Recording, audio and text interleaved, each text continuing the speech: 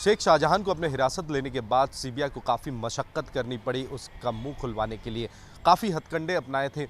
शेख शाहजहां ने और वो अब किसी तरह भी सहयोग नहीं कर रहे थे पहले दिन, लेकिन आखिरकार अपनी चुप्पी तोड़ने में मजबूर हुआ शेख शाहजहां। धीरे धीरे वो बोलना शुरू किया है और कुछ एक्सक्लूसिव डिटेल्स जो न्यूज़ नेशन के हाथ लगा उससे ये हमें पता चलता है कि कुछ वीडियो फुटेज शेख शाहजहां को दिखाया गया था और आखिरकार शेख शाहजहां ने कुछ वीडियो को देखकर कुछ लोगों को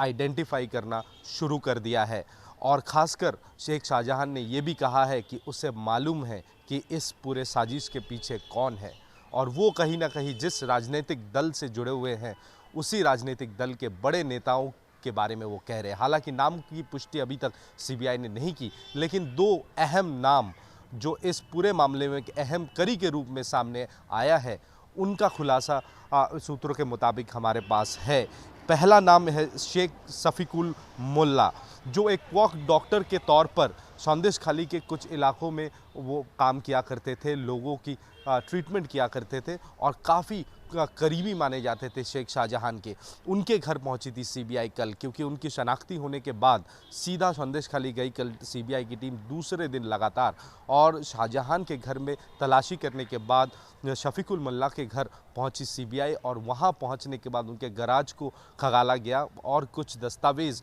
भी वहां से बरामद किया गया सीबीआई की तरफ से। और ये कहा जा रहा है कि उसके भाई से भी पूछताछ की गई, लेकिन शेख सफ़ीकुल मोल्ला इस समय फ़रार बताया जा रहा है। वो जिस दिन घटना हुई थी 5 तारीख, उस 5 जनवरी के बाद शेख सफ़ीकुल मोल्ला का कोई भी अता पता नहीं है और ये भी सूत्रों के मुताबिक कन्फर्म हुआ है कि जो भी कॉल्स 15 मिनट में किए गए थे ईडी अफसर्स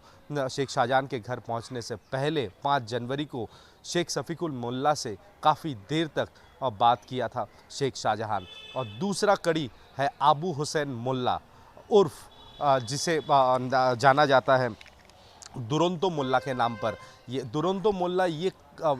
शाहजहां का राइट हैंड माना जाता था शौरबेरिया इलाके में और ख़ासकर लोगों को डराकर उनसे पैसा वसूली था इसका मूल काम। उसके घर भी सीबीआई पहुंची और पूछताछ करने के लिए उसकी बेटी से पूछताछ किया गया, लेकिन दुरंतो मोल्ला भी अपने घर पर नहीं थे। ये बताया जा रहा है कि दुरंतो मोल्ला पिछले कुछ दिनों से वो गायब थे। सवाल ये उठ रहा है कि कहीं क्या दुरंतो मोल्ला या शेख सफ़ीकुल इस्लाम को शफीकुल मोल्ला को ये भनक लग चुका था कि सीबीआई उसके घर तक पहुंच सकती है। क्या ये सूचना किसी तरह उन तक पहुंचाया गया था, तो किसने पहुंचाया था? ये तमाम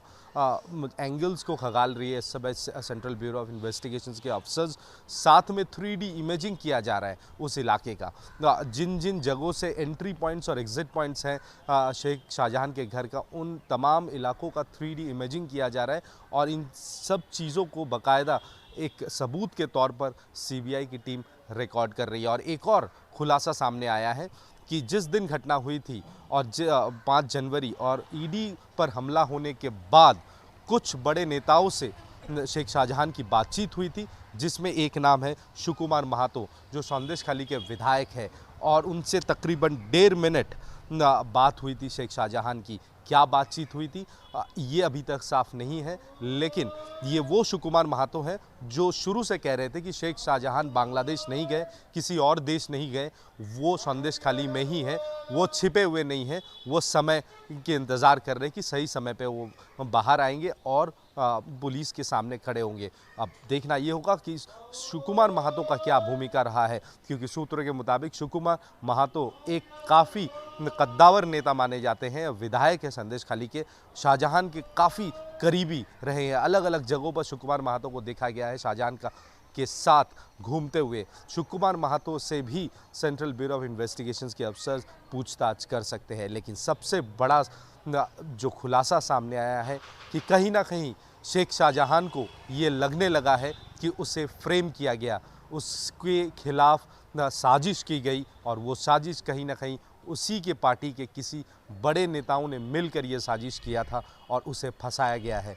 तो उसने सिर्फ ये बोला है सीबीआई को थोड़ा वक्त और चाहिए, धीरे धीरे सब सच सामने आएगा। अब क्या सच सामने आता है, क्या खुलासा और शाहजहां करता है और किन लोगों का नाम शाहजहां इस समय बता